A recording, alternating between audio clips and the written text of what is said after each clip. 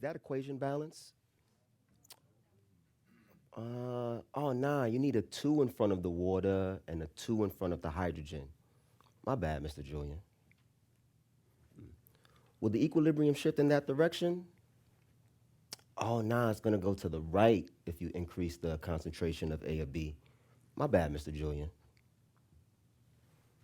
Should you be talking to her like that? Nah, I was just playing, but you're right. You're right. My bad, Mr. Julian. You see, in all of these scenarios, I want my students to understand that their bad is all good, as long as they address the error and figure out where they went wrong. I mean, after all, to err is human, right? Good evening, everyone. My name is Jude. Yes, like like the Beatles song. Hey Jude. I get that from time to time. And I teach chemistry at the Bronx High School for Writing and Communication Arts, which is located in the Evander Childs campus. Now, I don't know how many of you know about Evander Childs back in the day, but it was pretty tough, and it still kind of is. See, it was considered a failing school. And what happens when schools gain that type of reputation is that students are almost compelled to take on this failing persona, okay? And it makes teaching the subject an uphill battle because they become a little bit reluctant or resistant to take chances. But all of us in here know that science is all about trial and error. It's all about figuring out where you went wrong. I mean, it's literally built into the process. It's kind of ironic. So because of this, in my classroom, I don't want to know what your ELA or math scores are. I don't want to know what your reputation is. I want to start off by just getting to know who you are as a student.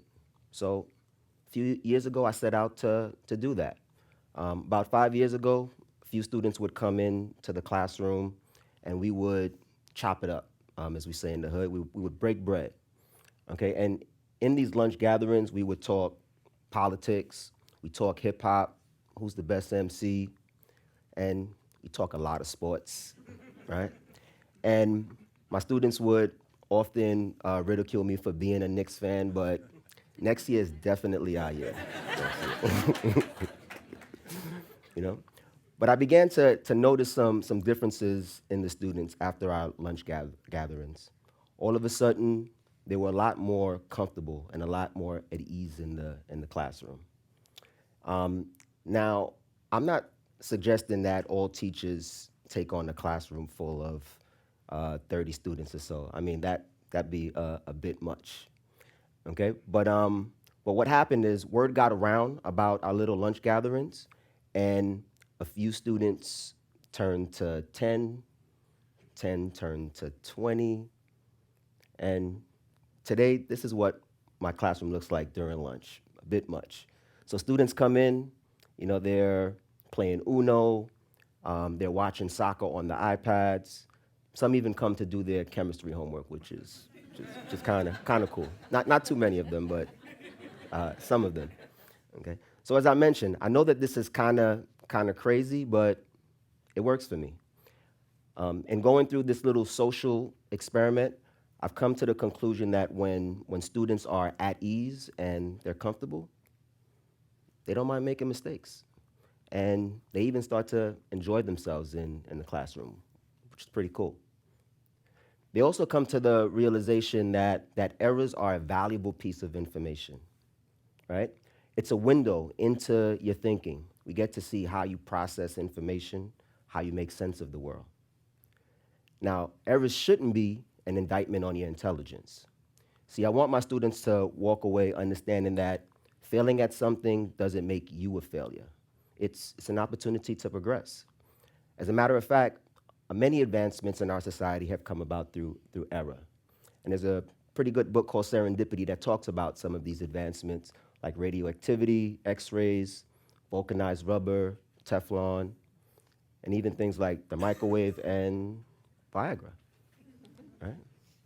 I know I was thinking the same thing. Like, where would we be in our society without the microwave? You know? We wouldn't be able to heat up our food as fast. But all of this highlights the inherent contradiction between our educational system and the process of science, right? Unfortunately, our education system sometimes tends to stigmatize mistakes. On top of that, we live in a society that has historically and systemically marginalized black and brown children. So as a result, you find yourself with a number of students who don't feel as though that they can succeed in these educational spaces. Okay, I know when I was in school, I too was very afraid of making mistakes in the classroom. I attended a parochial school in Brooklyn, so I'm going to spare you the guilt that's associated with making mistakes in Catholicism. We're going to let the church say amen to that. On top of that, I was a bit of a perfectionist. My wife would probably tell you that I'm probably still am a perfectionist, but that's another talk for another time. So my bad, y'all. From there, I went to high school, and these flaws didn't catch up with me yet. But by the time I got to college, the errors were plentiful. And I wasn't equipped with how to address these errors. So as a result, I struggled a little bit, but eventually I figured out to accept my mistakes and learn from them. You see, we're flawed species.